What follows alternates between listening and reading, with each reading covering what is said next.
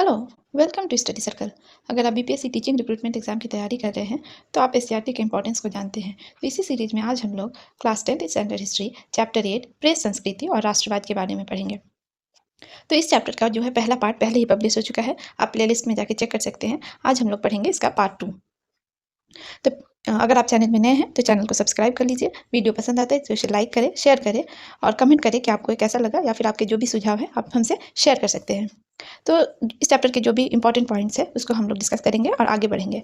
Press संस्कृति और राष्ट्रवाद चैप्टर में हम लोग ऑलरेडी पढ़ चुके हैं कि मुद्रण का इतिहास क्या था, गुटनबर्ग का क्या रोल था, प्रिंटिंग प्रेस का भारत में किस तरह से आगमन हुआ और उसका क्या रोल था, इसका तकनीकी विकास कैसे हुआ, इन सब चीज़ों के बारे में हम लोग ऑलरेडी पढ़ चुके हैं। आज हम लोग पढ़ेंगे कि भारतीयों द्वारा प्रकाशित एवं संपादित पत्र के बारे में। तो आपसे ये बार बार रिक्वेस्ट है कि आप लोग पहले पार्ट 1 को देख लीजिए, उसके बाद पार्ट 2 को देखिए, तभी आपको इसका पूरा कॉन्सेप्ट समझ में आएगा। तो चलिए शुरू करते हैं आज पार्ट 2 में भारतीयों द्वारा प्रकाशित एवं संपादित पत्र। 1858 में ईश्वर चंद्र विद्यासागर ने सोम प्रकाश का प्रकाशन साप्ताहिक के रूप में बंगाली में प्रारंभ किया।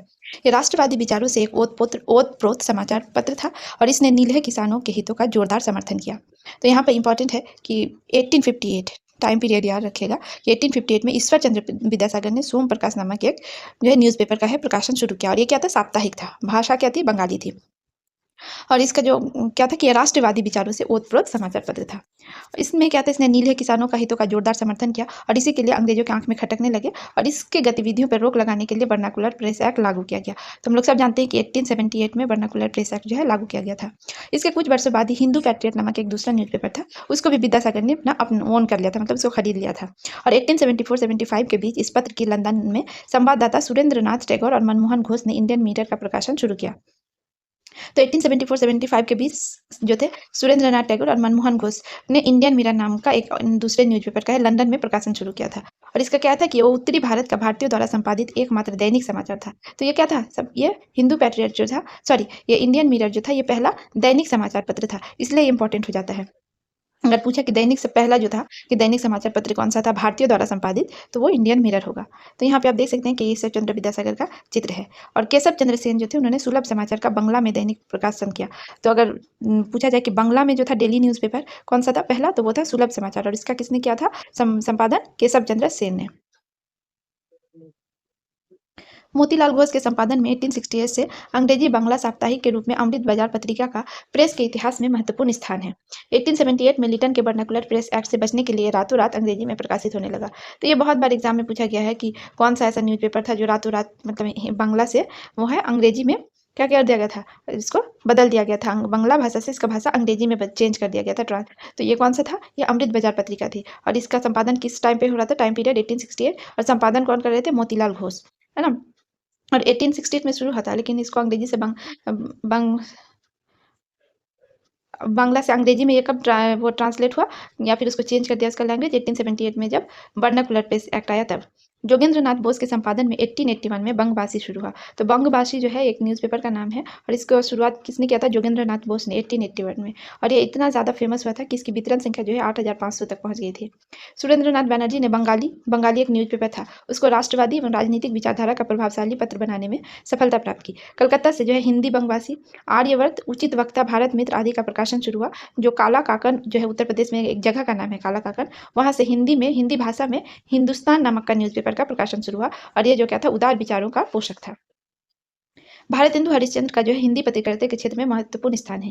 1867 में इनके संपादन में बनारस से कवि वचन सुधा प्रकाशित होने लगा और इसकी संपादकीय टिप्पणियां राजनीतिक सामाजिक विषयों पर होती थी जो राष्ट्रवादी विचारों को सशक्त करने का काम कर रही थी। भारतेंदु के 1870 में प्रकाशित मासिक पत्रिका हरिश्चंद्र भी देश प्रेम समाज सुधार से अनुप्राणित थी। राष्ट्रवादी विचारों को संपोषित करने वाली पत्रिकाओं में बालकृष्ण भट्ट का हिंदी प्रदीप, रामकृष्ण वर्मा के भारत जीवन का महत्वपूर्ण स्थान है। 1899 में अंग्रेजी मासिक हिंदुस्तान रिव्यू की स्थापना सच्चिदानंद सिन्हा ने की, जिसका दृष्टिकोण जो है राजनीतिक था। धीरे धीरे 19वीं सदी के अंतिम 2 दशकों में राष्ट्रीय आंदोलन का जो है फलक विस्तृत हो रहा था। फलतः राष्ट्रीय आंदोलन की नई लहर एवं कांग्रेस की स्थापना ने प्रेस के विकास एवं समाचार पत्रों के प्रसार पर व्यापक प्रभाव डाला। बाल गंगाधर तिलक के संपादन में 1881 में बम्बई से अंग्रेजी भाषा में मराठा और मराठी में केसरी की शुरुआत हुई। तो यहाँ पे ये बहुत कंफ्यूजिंग है और इंपॉर्टेंट भी है कि बाल गंगाधर तिलक जो थे उन्होंने 2 न्यूज़पेपर की शुरुआत की 1881 में। तो बम्बई से क्या, अंग्रेजी भाषा में मराठा और मराठी भाषा में केसरी की शुरुआत की और दोनों पत्र जो थे उग्र राष्ट्रवादी विचारों से प्रभावित थे और इनका जनमानस पर व्यापक प्रभाव पड़ा। 1862 में एमजी रानाडे ने इंदु प्रकाश तथा फिरोज शाह मेहता ने 1913 में बॉम्बे क्रॉनिकल का प्रकाश प्रारंभ किया, है ना। तो 1862 जो टाइम पीरियड है वो क्या है, उसमें एमजी रानाडे ने इंदु प्रकाश जो है न्यूज़पेपर का नाम है, और फिरोज शाह मेहता ने 1913 में बॉम्बे क्रॉनिकल का प्रकाशन प्रारंभ किया। बंगाल में उग्र राष्ट्रवाद को फैलाने का काम जो है दो लोगों ने किया था। इसमें इंपॉर्टेंट है अरविंद घोष और बारिंद्र घोष, और इन लोगों ने मिलकर जुगांतर जो है एक न्यूज़पेपर का नाम है, और वंदे मातरम, दो न्यूज़पेपर निकाला था। इसके माध्यम से उग्र राष्ट्रवाद को फैलाने का काम किया था। मद्रास से 1878 में साप्ताहिक के रूप में प्रकाशित होने वाला हिंदू 1881 में दैनिक के रूप में परिवर्तित हो गया, और इस पत्र का जो दृष्टिकोण था वो बहुत ही उदार था। समाचार पत्रों को राष्ट्रीय आंदोलन के प्रचार के हथियार के रूप में डॉक्टर एनी बेसेंट ने भी इस्तेमाल किया। इन्होंने मद्रास स्टैंडर्ड को अपने संचालन में लेकर न्यू इंडिया का नाम देकर होम रूल का नारा जन जन तक पहुंचाया। महात्मा गांधी ने न केवल कुशल राजनीतिज्ञ थे, बल्कि जो है महान पत्रकार भी थे। गांधी जी ने यंग इंडिया तथा हरिजन के माध्यम से अपने विचारों एवं राष्ट्रवादी आंदोलन का प्रचार किया। तो यहाँ पे दो इंपॉर्टेंट गांधी जी के द्वारा प्रकाशित न्यूज़पेपर्स थे, यंग इंडिया और हरिजन। सरकार को क्या है कि राजनीतिक दर्शन एवं राजनीतिक कार्यक्रमों से अवगत कराया तथा भारत के आवाम को एक बड़े आंदोलन के लिए प्रशिक्षित किया। भारतीय प्रेस गांधी के व्यक्तित्व से प्रभावित होकर निर्भीक होने लगे थे, और गांधी के सीधे एवं सरल लेख से आम जनता के साथ साथ क्षेत्रीय पत्रकारिता को भी राष्ट्रीय आंदोलन से जुड़ने के लिए प्रोत्साहन मिला। समाचार पत्रों ने न केवल राष्ट्रवादी आंदोलन को नई दिशा दी, अभी तो भारत में शिक्षा के प्रोत्साहन, आर्थिक विकास एवं औद्योगिकरण तथा श्रम आंदोलन को भी प्रोत्साहित करने का कार्य किया। मोतीलाल नेहरू ने 1919 में इंडिपेंडेंस, शिव प्रसाद गुप्त ने हिंदी दैनिक जो था, हिंदी डेली न्यूज़पेपर, उसका क्या नाम था, आज, और के एम पनिक्कर ने 1922 में हिंदुस्तान टाइम्स का संपादन प्रारंभ किया। बाद में हिंदुस्तान टाइम्स के संपादन कार्य मदन मोहन मालवीय के हाथ में आया, और अंततः 1927 में इस पत्र को जो है जीडी बिड़ला ने अपने हाथों में ले लिया। तो हिंदुस्तान टाइम्स का जो शुरू किसने किया था, के एम पनिक्कर ने 1922 में शुरू किया था, लेकिन बाद में इसका संपादन का कार्य क्या है कि मदन मोहन मालवीय के हाथ में आया, और फाइनली 1927 में इस पत्र को जीडी बिड़ला ने अपने हाथों में ले लिया, और साम्यवादी समाजवादी विचारों के फैलाव के परिणाम स्वरूप जो है मराठी साप्ताहिक जो है क्रांति और workers and peasants party of India का प्रतिनिधित्व कर रहा था।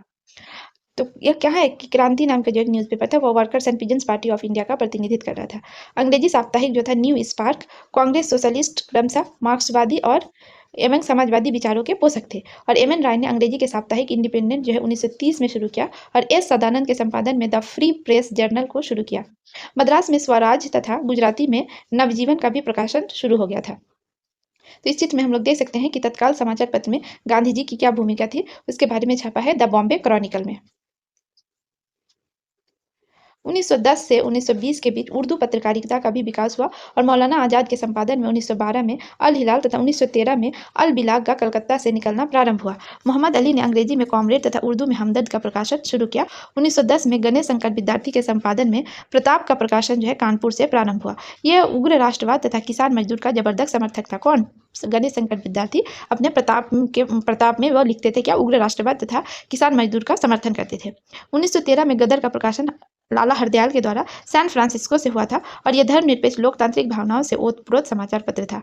जनवरी 1914 से पंजाबी में भी इसका प्रकाशन प्रारंभ हुआ, और विदेशों में रह रहे भारतीयों के मन में देश प्रेम का भाव जगाने हेतु यह पत्र जो है काफी सक्रिय रहा। जहां तक उर्दू प्रेस का राष्ट्रवादी आंदोलन से संबंध की बात है, 1857 के क्रांति के दौरान एवं इसके पश्चात अंग्रेजी राज की जो है घोर आलोचक थी, लेकिन राष्ट्रीय राजनीति में सर सैयद अहमद खां के बढ़ते प्रभाव ने इसे कांग्रेस समर्थित राष्ट्रीय आंदोलन एवं अंग्रेजी राज से मुसलमानों के संबंध की नई व्याख्या करने के लिए प्रेरित किया। हालांकि उर्दू प्रेस ने सामान्य रूप से सर सैयद अहमद के विचारों से सहमति प्रकट नहीं की। मौलाना आजाद, मोहम्मद अली और अब्दुल बारी साहिब आदि के संपादन में प्रकाशित होने वाले जो पत्र थे वो पूर्णतः राष्ट्रवादी भावनाओं से ओतप्रोत थे। इनमें से कई पत्रों के ग्राहक जो सर सैयद या अलीगढ़ जर्नल से कहीं अधिक थे। आगे हम लोग पढ़ेंगे कि प्रेस का राष्ट्रीय आंदोलन में भूमिका तथा प्रभाव क्या था। प्रेस ने राष्ट्रीय आंदोलन के हर पक्ष, चाहे वो राजनीतिक, सामाजिक, आर्थिक हो या सांस्कृतिक, सबको प्रेस ने प्रत्यक्ष रूप से प्रभावित किया। प्रेस के माध्यम से राष्ट्रीय नेताओं ने अंग्रेजी राज की शोषणकारी नीतियों का पर्दाफाश करते हुए जन जागरण फैलाने का भी कार्य किया। विदेशी सत्ता से त्रस्त जनता को सन्मार्ग दिखाने एवं साम्राज्यवाद के विरोध में निर्भीक स्वर उठाने का कार्य प्रेस के माध्यम से ही किया गया। भारतीय राष्ट्रीय आंदोलन की स्थापना से पहले समाचार पत्र देश में लोकमत का प्रतिनिधित्व कर रहे थे। देशभक्तों ने लाभ या व्यावसायिक दृष्टि से पत्रकारिता को नहीं अपनाया, बल्कि इसे मिशन के रूप में अपनाया, और समाचार पत्रों ने राजनीतिक शिक्षा देने का दायित्व अपने ऊपर ले लिया। अधिकांश समाचार पत्रों का जो रुख कांग्रेस की याचनावादी नीतियों से भिन्न थी। राजनीतिक समस्याओं में भाग लेने के लिए समाचार पत्र जनता को प्रोत्साहित करते रहते थे। पूरे वर्ष समाचार पत्रों में कांग्रेस के वार्षिक अधिवेशनों में पारित प्रस्तावों की चर्चा होती रहती थी। इससे राष्ट्रीय चेतना का प्रचार जो है द्रुत गति से होने लगा। अंग्रेजों द्वारा पक्षपात की नीति की आलोचना भारतेंदु जो थे भारतेंदु, उन्होंने इन शब्दों में की कि क्या कारण है कि हिंदू मजिस्ट्रेट अंग्रेज को दंड ना दे सके पर अंग्रेज हिंदू को, केवल पक्षपात। तो कई बार क्या होता है कि जो स्टेटमेंट होता है उसको एज टू एज पूछा जाता है, तो इसको याद रखना है कि इसे भारतेंदु ने दिया था। नई शिक्षा नीति के प्रति जो है व्यापक असंतोष को सरकार के समक्ष पहुंचाने का कार्य जो है प्रेस ने ही किया था। अंग्रेजों द्वारा भारत को जो आर्थिक शोषण हो रहा था, इसके विरुद्ध भी प्रेस ने ही आवाज उठाई। आर्थिक दुर्दशा का मार्मिक चित्रण करते हुए एक पत्र ने लिखा था कि वाणिज्य व्यापार, टिकस पर टिकस और मोटा वेतन ग्रहण करके राजपुरुषगण यहाँ का सब रुपया विदेश ले गए हैं। यहाँ इतना रुपया नहीं है कि देश सामान्य कार्यों का खर्च संभाल सके, पर इंग्लैंड के राजमंत्री भारत के गवर्नर जनरल से 5 गुना वेतन लेते हैं। परंतु भारतवर्ष कामधेनु तो नहीं है, अभी अंग्रेज को जान लेना होगा। और भारत मित्र ने भारत से चावल निर्यात का भी विरोध किया था। तो भारत मित्र जो एक न्यूज़पेपर था, उन्होंने भारत से चावल निर्यात का भी विरोध किया था। भारत की शोचनीय आर्थिक दशा पर समाचार पत्रों के विचारों में मतभेद था। भारतीय समाचार पत्र इस दुर्दशा के लिए अंग्रेजों की शोषणकारी नीति को ही उत्तरदायी मानते थे, जबकि एंग्लो इंडियन जो थे प्रेस भारत को इस दुर्दशा से निकालने में अंग्रेजी राज को ही सक्षम मानते रहे। अधिकांश समाचार पत्रों की नज़र में भारत की वास्तविक समस्या राजनीति से कहीं अधिक आर्थिक थी और समाचार पत्रों द्वारा शिमला भारत से धन निष्कासन को रोकने का आह्वान किया गया था।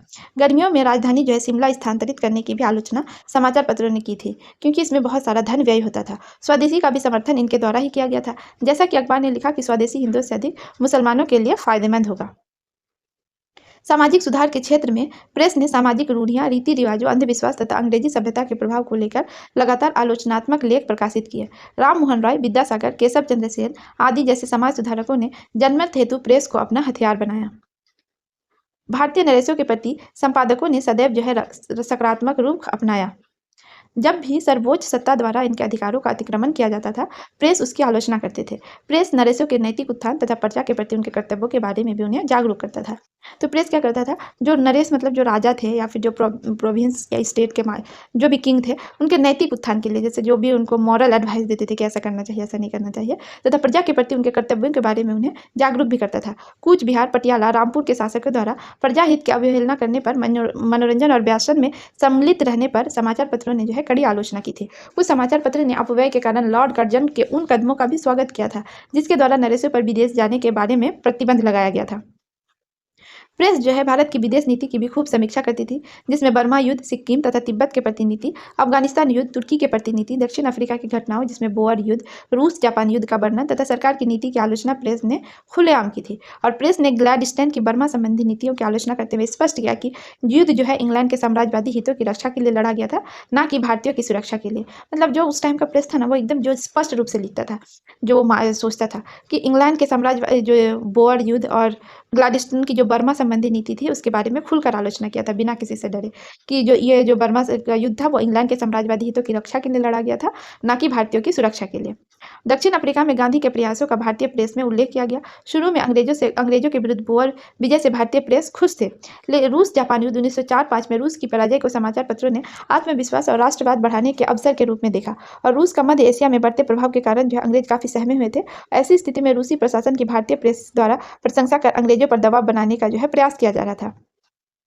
तुर्की के प्रति भारतीय मुसलमानों की भावनाओं को सरकार एवं जनता के समक्ष रखने में प्रेस ने महत्वपूर्ण भूमिका निभाई। हालांकि सर सैयद अहमद खां सहित कुछ लोगों का विचार जो है वो भिन्न था। अरमानिया एवं बाल्कन जो 1912 में हुआ था के मुद्दे पर मुस्लिम प्रेस, जमींदार अल हिलाल, तौहीद, हमदर्द, कॉमरेड आदि ने अपनी पूरी शक्ति का प्रयोग करते हुए संपूर्ण देश में अंग्रेजों के विरुद्ध राष्ट्रीय भावना जागृत कर दी। देश के राष्ट्रीय आंदोलन को नई दिशा देने एवं राष्ट्र निर्माण में भी प्रेस की जो है महत्वपूर्ण भूमिका रही। प्रेस ने सरकार की नीतियों की समीक्षा तथा जनमत का निर्माण कर लोकतांत्रिक तरीके से उसके विरोध का मार्ग प्रशस्त किया और संपूर्ण देश के लोगों के बीच सामाजिक कुरीतियों को दूर करने, राजनीतिक एवं सांस्कृतिक एकता स्थापित करने का भी कार्य किया गया। विदेशी राजनीतिक घटनाओं से स्वतंत्रता आंदोलन को अनुप्रमाणित करने का कार्य भी प्रेस ने किया। लिटन द्वारा वर्नाकुलर प्रेस एक्ट के माध्यम से समाचार पत्रों पर प्रतिबंध ने भी राष्ट्रीय आंदोलन एवं जनमानस को उद्वेलित किया था। लॉर्ड कर्जन द्वारा बंगाल के विभाजन ने तो भारतीय प्रेस एवं राष्ट्रीय आंदोलन दोनों को नया जीवन प्रदान किया। इस काल में हिंदू मुस्लिम दोनों प्रेसों ने ईसाई के विरुद्ध हिंदू और मुसलमानों के बीच एकता लाने का प्रयास किया। निजामुल मुल्क तथा अखबार आम ने जो था, ये दो न्यूज़पेपर था क्या, निजामुल मुल्क और अखबार आम, इसने ईसाई सरकार के विरुद्ध एक संगठित जनमत बनाने का आह्वान किया। और मुस्लिम प्रेस ने सांप्रदायिक दंगों के प्रति भी तार्किक दृष्टिकोण अपनाया तथा सरकार द्वारा उकसाने वाली नीतियों को बिना सोचे समझे स्वीकार नहीं किया।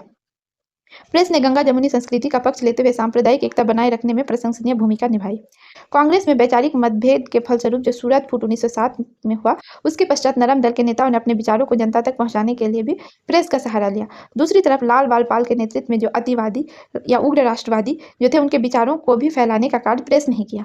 दोनों पक्षों के महत्वपूर्ण राष्ट्रीय नेता समाचार पत्रों के संस्थापक और संपादक भी थे।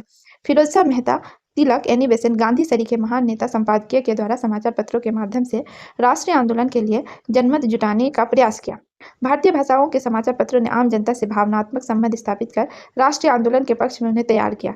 इस प्रकार भारतीय प्रेस ने राष्ट्रीयता के प्रसार में महत्वपूर्ण योगदान दिया। इसने संपूर्ण भारत को एकता के सूत्र में बांधने, विभिन्न समुदायों के बीच की दूरी को समाप्त करने एवं शोषण के विरुद्ध जनमत तैयार करने का कार्य राष्ट्रीय आंदोलन एवं राष्ट्र निर्माण की प्रक्रिया को जो है तीव्र किया। तो जब प्रेस इतना मजबूत हो रहा था, तो जो सरकार है, वो उसके ऊपर प्रतिबंध लगाने का ज़रूर ही सोचेगी। तो प्रेस के विरुद्ध प्रतिबंध जो है अब शुरू हो गया था। तो कैसे हुआ, इसके बारे में पढ़ेंगे कि अंग्रेज सरकार की प्रेस पर प्रतिबंध लगाने के लिए क्या नीतियाँ थी। भारत में समाचार पत्रों के प्रकाशन के साथ ही सरकारी नीतियों की समीक्षा भी शुरू हो गई थी। प्रारंभ में कंपनी शासन के दौरान समाचार पत्रों के आदर्श आचार संहिता नहीं थी। कंपनी की स्वेच्छा पर निर्भर था कि समाचार पत्र या संपादक के प्रति वो अपने अनुकूल कार्य न करने पर कौन सा दंड निर्धारित करे। इन परिस्थितियों में समाचार पत्र कंपनी की दया पर निर्भर था और कंपनी कभी भी पूर्व पूर्वेक्षण की नीति के कारण अनुकूल नहीं रहने पर संपादक को वापस इंग्लैंड भेज देती थी। लेकिन वह भारतीय संपादकों के साथ ऐसा नहीं कर सकती थी। अतः समाचार पत्रों को नियंत्रित करने के लिए कई अधिनियम बनाए गए। तो जो सबसे पहला अधिनियम आया था कितना, 1799, मतलब 1799 में क्या था कि समाचार पत्रों का पत्रेक्षण अधिनियम। लॉर्ड वेलेस्ली ने फ्रांस के आक्रमण के भय से समाचार पत्रों पर सेंसर बैठा दिया और इस अधिनियम के अनुसार समाचार पत्र के संपादक, मुद्रक एवं स्वामी का नाम जो है स्पष्ट रूप से छापना पड़ेगा। प्रकाशक को प्रकाशित किए जाने वाले सभी तत्वों को सरकार के सचिव के सम्मुख पूर्व पत्रेक्षण के लिए भेजना होता था और 1807 में इस अधिनियम को पत्रिकाओं, पॉम्फलेट और पुस्तकों पर भी लागू कर दिया गया। हेस्टिंग के समय कुछ ढील दी गई, परंतु पुनः 1818 तक पूर्व पत्रेक्षण को है पुनः जो है उसको कुछ ढील दी गई और 1818 तक पूर्व पत्रेक्षण बंद कर दिया गया।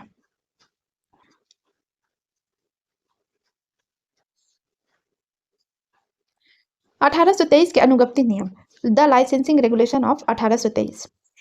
तो 1823 में जॉन एडम्स जो थे गवर्नर जनरल बने और उन्होंने बनते ही अपने प्रतिक्रियावादी विचारों को इस अधिनियम में व्यक्त किया। इसके अनुसार जो था मुद्रणालय स्थापित करने की अनुज्ञप्ति लेनी पड़ती थी और बिना अनुज्ञप्ति 400 रुपये का दंड अथवा कारावास की सजा का प्रावधान था। दंड नायक बिना अनुमति मुद्रणालय जब्त कर सकता था और गवर्नर जनरल को अनुज्ञप्ति रद्द करने का भी अधिकार था। और इस नियम के आलोक में राजा राम मोहन के मिरातुल अखबार को बंद करना पड़ा और J.S. बर्किंघम जो कि क्या थे कि जो पहले ऐसे पत्रकार थे जिन्होंने कहा कि प्रेस का काम है कि सरकार के विरुद्ध आवाज उठाना, और उसको जो है इंग्लैंड में उद्वासित होना पड़ा, मतलब उसको इंग्लैंड भेज दिया गया। भारतीय समाचार पत्रों की स्वतंत्रता, तो क्या होता है कि इसको क्या 1735 भारतीय समाचार पत्रों की स्वतंत्रता 1735। भारतीय समाचार पत्रों की स्वतंत्रता 1835। The liberation of Indian press क्या है, ये 1835 लिखा हुआ है। विलियम बेंटिंक समाचार पत्रों के प्रति उदार था, लेकिन 1823 के नियम को रद्द कर चार्ल्स मेडकस भारतीय समाचार पत्रों के मुक्तिदाता के रूप में विभूषित हुए थे। तो ये पता नहीं कितना बार पूछा गया है कि भारतीय समाचार पत्रों के मुक्तिदाता के रूप में किसे जाना जाता है, तो उसे चार्ल्स मेडकफ को जाना जाता है। मैकाले का विचार यह था कि आपातकाल में सरकार के पास अनंत शक्ति है, तो शांति काल में भी ऐसे नियमों की कोई आवश्यकता नहीं है। नए अधिनियम के तहत प्रकाशक प्रकाशन स्थान की सूचना देकर सुगमता से कार्य कर सकता था और 1856 तक ये कानून चलता रहा। फलतः देश में समाचार पत्रों की संख्या में जो है अप्रत्याशित वृद्धि हुई थी। 1857 का जो है अनुज्ञप्ति अधिनियम, लाइसेंसिंग एक्ट ऑफ 1857। तो हम लोग सब जानते हैं कि 1857 में क्या होता है कि जो विद्रोह हुआ था, तो इसके कारण क्या कि 1857 के अधिनियम के अनुसार अनुज्ञप्ति को पुनः लागू कर दिया गया और यह सिर्फ 1 वर्ष के लिए संकटकालीन व्यवस्था के रूप में लागू किया गया था। आगे 1867 का पंजीकरण अधिनियम, रजिस्ट्रेशन एक्ट ऑफ 1867। इस अधिनियम के तहत मेडकफ के अधिनियम को परिवर्तित किया गया और जिसका उद्देश्य जो था मुद्रणालयों को नियमित करना था। प्रत्येक पुस्तक तथा समाचार पत्र पर मुद्रक, प्रकाशक तथा मुद्रण स्थान का नाम होना आवश्यक था और इसके अतिरिक्त 1 महीने के भीतर प्रकाशक को पुस्तक की 1 प्रति सरकार को देनी भी थी। वहाबी विद्रोह के कारण राजद्रोह फैलाने वालों को अंशकालिक अथवा पूर्णकालिक सजा का भी प्रावधान किया गया था। देसी भाषा समाचार पत्र अधिनियम या फिर वर्नाकुलर प्रेस एक्ट 1878। 1857 के पश्चात समाचार पत्र भी शासक और शासित के बीच में बढ़ गए। अंग्रेजी समाचार पत्र सरकार का सदैव समर्थन करते थे, लेकिन देसी समाचार पत्रों ने मुखर होकर साम्राज्यवादी नीतियों के विरुद्ध राष्ट्रवादी भावना को उत्पन्न किया। अकाल और सरकारी अपव्यय की खबरों ने जनता के बीच भारी असंतोष को उत्पन्न किया। लिटन यह समझता था कि इस असंतोष का कारण मैकाले और मेटकाफ की नीतियां है। फलतः इसने 1878 में देसी भाषा समाचार पत्र अधिनियम के माध्यम से समाचार पत्रों को अधिक नियंत्रण में लाने का प्रयास किया। तो लिटन जो था, जो यहाँ पे आप देख सकते हैं कि लॉर्ड लिटन का चित्र है, और ये क्या समझते थे कि जो साम्राज्यवादी नीतियों के खिलाफ जो पत्र मुखर होकर बोल रहे हैं, और ये जो राष्ट्रवादी भावना को प्रेस ने उत्पन्न किया है ना, इसका क्या जनता पर क्या है प्रभाव पड़ रहा है। और अकाल और सरकारी अपव्यय की खबरों को भी जनता के बीच भारी असंतोष को उत्पन्न किया था, और इसके लिए भी लिटन ने क्या है कि प्रेस को ही जिम्मेदार समझा। और उसने यह भी समझा कि यह मैकाले और मेटकाफ की नीतियां ही थी जिसके कारण प्रेस को इतनी छूट मिल गई थी। इसलिए उसने 1878 में देसी भाषा समाचार पत्र अधिनियम के माध्यम से समाचार पत्रों को अधिक नियंत्रण में लाने का प्रयास किया। इस अधिनियम में क्या था कि इस अधिनियम के माध्यम से जिला दंडनायक जो था वो बॉन्ड एवं जमानत पर किसी भी समाचार पत्र को प्रकाशित करने की आज्ञा इस शर्त पर दे कि वे ताज या फिर क्राउन के विरुद्ध भड़काने वाला कोई समाचार नहीं छापेंगे। इसमें दंडनायक का निर्णय अंतिम होगा, और अगर कोई समाचार पत्र इस अधिनियम से बचना चाहे तो वो अपने पत्र की इच्छा प्रति मतलब उसका प्रूफ सरकारी पर्यवेक्षण को पहले से देनी होगी। यह अधिनियम जो था देसी भाषा समाचार पत्रों के लिए मुंह बंद करने वाला एवं भेदभावपूर्ण साबित हुआ। तो इसीलिए वर्नाकुलर प्रेस एक्ट को गलघेट्टू या फिर मुंह बंद करने वाला अधिनियम भी कहा जाता है। यह भारतीय समाचार पत्रों की भाषा और भाव को नियंत्रित करने में सफल रहा, और नए भारतीय सचिव जो था लॉर्ड क्रेनब्रुक ने पर्यवेक्षण की धारा को सितंबर 1878 में हटा दिया। तो जब लॉर्ड लिटन हट गया, नए सचिव आ गया लॉर्ड क्रेनब्रुक, उसने क्या किया, जो पर्यवेक्षण की धारा थी उसको सितंबर 1878 में हटा दिया। लेकिन इसके बदले क्या करता है कि इसके बदले एक प्रेस आयुक्त को नियुक्त किया गया, जिसका कार्य था सच्चे और यथार्थ समाचार पत्र को प्रेषित करना था। लॉर्ड रिपन जो था एक सच्चा उदारवादी शासक था। इसने इस अधिनियम को ही रद्द कर दिया। लेकिन 1898 में अधिनियम के द्वारा व्यवस्था की गई कि वैसे कथन जो सेना में असंतोष फैलाए तथा राज्य के विरुद्ध कार्य करने की प्रेरणा दे, उसको दंडित किया जा सके, है ना। वर्नाकुलर प्रेस एक्ट ने राष्ट्रीयता की भावना एवं जन असंतोष में उबाल ही लाने का कार्य किया था। तो वर्नाकुलर प्रेस एक्ट का जो वो लोग जैसा सोच रहे थे लिटन, वैसा नहीं हुआ, जबकि उसके ऑपोजिट हुआ। उसमें क्या था कि राष्ट्रीयता की भावना और जन असंतोष में उबाल ही लाने का कार्य किया। 1908 का समाचार पत्र अधिनियम या फिर the newspaper act of 1908 Lord Curzon की नीतियों के विरुद्ध जो था उग्र राष्ट्रवाद की भावनाएं भड़क रही थी, और इन्हें दबाने के लिए 1908 का न्यूज़पेपर एक्ट पास किया गया। इसके अनुसार किसी भी समाचार पत्र की ऐसी सामग्री जिसमें हिंसा अथवा हत्या की प्रेरणा मिले, उसकी संपत्ति को सरकार जब्त कर सकती थी, और स्थानीय सरकार पंजीकरण अधिनियम 1867 के तहत किसी प्रकाशक की घोषणा को रद्द कर सकती थी, और प्रकाशकों को मुद्रणालय जब्त होने के 15 दिन के भीतर उच्च न्यायालय में अपील करने की अनुमति थी। The Indian press act of 1910 या फिर 1910 का भारतीय समाचार पत्र अधिनियम। तो इस अधिनियम में क्या था कि लॉर्ड लिटन ने 1878 के एक्ट के सभी घिनौने लक्षण को पुनर्जीवित कर दिया। सरकार के जमानत जब्त करने तथा पंजीकरण रद्द करने का जो अधिकार था, पुनः आपत्तिजनक सामग्री प्रकाशित करने पर मुद्रणालय और पुस्तक की सभी प्रतियों को जब्त करने का अधिकार मिल गया।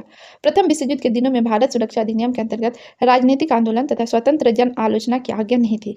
1921 में तेज बहादुर सप्रू की अध्यक्षता वाली प्रेस कमेटी की सिफारिश पर 1908 और 1910 के अधिनियम को रद्द कर दिया गया था। अब क्या है कि संकटकालीन शक्तियाँ या फिर 1939 का भारतीय समाचार पत्र जो उसका अधिनियम 1939 का भारतीय समाचार पत्र अधिनियम, इसको संकटकालीन शक्तियाँ भी कहते हैं। तो इसके अनुसार क्या था कि 1910 के सारे आदेश पुनः लागू कर दिए गए, और इस अधिनियम के द्वारा प्रत्यक्ष परोक्ष किसी भी रूप से अपराध की प्रेरणा देने पर कड़ा दंड का प्रावधान किया गया। 1932 में प्रभुसत्ता को हानि पहुंचाने वाली सभी गतिविधियों को नियंत्रित करने के लिए अधिनियम लाया गया, और द्वितीय विश्व युद्ध के दौरान पूर्व पत्रेक्षण को पुनः लागू किया गया। एक समय राष्ट्रीय कांग्रेस के विषय में समाचार प्रकाशित करना भी अवैध घोषित किया गया, और इन सभी शक्तियों को 1945 में समाप्त कर दी गई। समाचार पत्र जांच समिति या प्रेस एग्जामिनेशन कमेटी मार्च 1947 में गठित ये समिति संविधान सभा में स्पष्ट किए गए, और मौलिक अधिकारों के आलोक में सिफारिश की 1931 के समाचार पत्र अधिनियम, देसी राज्य अधिनियम जो कि असंतोष के विरुद्ध एकता, और 1934 के देसी राज्य रक्षा अधिनियम को रद्द किया जाए। 1951 का समाचार पत्र अधिनियम, जिसमें आपत्तिजनक विषय के बारे में है कि the press objectionable matters act, ये आज़ाद भारत का जो अधिनियम है। तो 1959 में सरकार को संविधान के अनुच्छेद आर्टिकल 19 और पैरा 2 में संशोधन और समाचार पत्र अधिनियम पारित करने की आवश्यकता पड़ गई। इसके माध्यम से अब तक के सभी अधिनियमों को रद्द कर दिया गया, और नए कानून के माध्यम से सरकार मुद्रणालय को आपत्तिजनक विषय प्रकाशित करने पर जब्त कर सकती थी। प्रकाशकों को जूरी द्वारा परीक्षा मांगने का अधिकार दे दिया गया, और यह अधिनियम 1956 तक लागू रहा। आगे क्या हुआ कि कई पत्रकार संगठनों द्वारा इसका विरोध करने पर सरकार ने न्यायाधीश GS राजाध्यक्ष की अध्यक्षता में एक प्रेस कमीशन नियुक्त किया और इसने 1954 में अखिल भारतीय समाचार पत्र परिषद के गठन सहित कई सुझाव दिए जो सरकार द्वारा मान लिए गए। स्वतंत्रोत्तर भारत में प्रेस की क्या भूमिका है इसके बारे में पढ़ेंगे। तो वैश्विक स्तर से मुद्रण अपने आदिकाल से भारत में स्वाधीनता आंदोलन तक भिन्न भिन्न परिस्थितियों से गुजरते हुए आज अपनी उपादेयता महत्व या उपयोगिता के कारण ऐसी स्थिति में पहुंच गया है। इससे ज्ञान जगत की हर गतिविधियां प्रभावित हो रही है। आज पत्रकारिता साहित्य मनोरंजन ज्ञान विज्ञान प्रशासन राजनीति आदि को प्रत्यक्ष रूप से प्रभावित कर रहा है। आज के इस आधुनिक दौर में प्रेस साहित्य और समाज के समृद्ध चेतना की धरोहर है और पत्र पत्रिकाएं दैनिक गतिशीलता की लेखा है। स्वतंत्रोत्तर भारत में पत्र पत्रिकाओं का जो उद्देश्य भले ही व्यावसायिक रहा हो, किंतु इसने साहित्यिक एवं सांस्कृतिक अभिरुचि को जगाने में महत्वपूर्ण भूमिका निर्वहन किया है। पत्र पत्रिकाओं ने दिन प्रतिदिन घटनाओं के परिप्रेक्ष्य में नई सहज शब्दावली का प्रयोग करते हुए भाषा शास्त्र के विकास में भी महत्वपूर्ण योगदान दिया। प्रेस ने समाज में नवचेतना प्रदान कर सामाजिक धार्मिक राजनीतिक एवं दैनिक जीवन में क्रांति का सूत्रपात किया और प्रेस ने सदैव सामाजिक बुराइयां दहेज प्रथा विधवा विवाह बालिका वध करना जो है ना और बाल विवाह जैसे मुद्दों को उठाकर समाज के कुप्रथाओं को दूर करने की मदद की तथा व्याप्त अंधविश्वासों को दूर करने का प्रयास किया। आज के परिवर्तनकारी युग में जो प्रेस है स्वस्थ मनोविनोद का भी स्रोत बन गया है। आज की भागदौड़ एवं तनावपूर्ण जीवन शैली में भी प्रेस सिनेमा से लेकर खेलकूद से संबंधित जो समाचार को प्रमुखता से छापकर पाठकों का मनोरंजन करती है। प्रेस पारस्परिक गपशप हास्य परिषद व्यंग विनोद प्रश्नोत्तर फुलझड़ी कहकहे से लेकर गाँव के माध्यम से समाज को सूक्ष्म संदेश तो देती है, मनोरंजन भी करती है। आज प्रेस जो है समाज में रचनात्मकता का प्रतीक भी बनता जा रहा है और ये समाज को नित्य प्रति की उपलब्धियां वैज्ञानिक अनुसंधानों वैज्ञानिक उपकरणों एवं साधनों से परिचित कराता है। पत्रकार विज्ञान के वरदान अभिशाप को घटनाओं के माध्यम से समाज के सामने लाते हैं ताकि सामान्य लोग भी विश्व कल्याण के संदर्भ में सोच सके। आज प्रेस जो है लोकतंत्र के चौथे स्तंभ के रूप में लोकतांत्रिक मूल्यों की रक्षा करने हेतु सजग प्रहरी के रूप में हमारे सामने खड़ा है और यह वर्तमान राजनीति को सकारात्मक दिशा प्रदान करने के साथ साथ भ्रष्ट तंत्र पर करारा प्रहार करने का भी प्रयास करता है। इस तरह से हम देखते हैं कि प्रेस अपने विकास के प्रथम चरण से आज भिन्न भिन्न परिस्थितियों से गुजरते हुए समस्त परंपराओं और मूल्यों की रक्षक तथा वर्तमान सामाजिक वैज्ञानिक एवं राजनीतिक गतिविधियों को समझने एवं जानने के मुख्य स्रोत के रूप में अपनी महत्वपूर्ण भूमिका निभा रही है। तो यहाँ पे एक चित्र देख सकते हैं जिसमें क्रिकेट खेलते हुए भारतीय टीम का एक चित्र है और ये न्यूज़पेपर में प्रकाशित हुआ है। तो ये चैप्टर जो है यहीं पे समाप्त हो रहा है। अगर आपको ये वीडियो पसंद आता है तो इसे लाइक करें, शेयर करें और कमेंट करें कि आपको कैसा लगा या फिर आपको जिस भी चैप्टर का वीडियो चाहिए उसके बारे में लिखें। हमें आपके सुझाव की ज़रूरत है, आपके सपोर्ट की ज़रूरत है। हमारा सहयोग कीजिए, हमारे साथ बने रहिए, चैनल को सब्सक्राइब कर लीजिए। वीडियो देखने के लिए आपका बहुत बहुत धन्यवाद।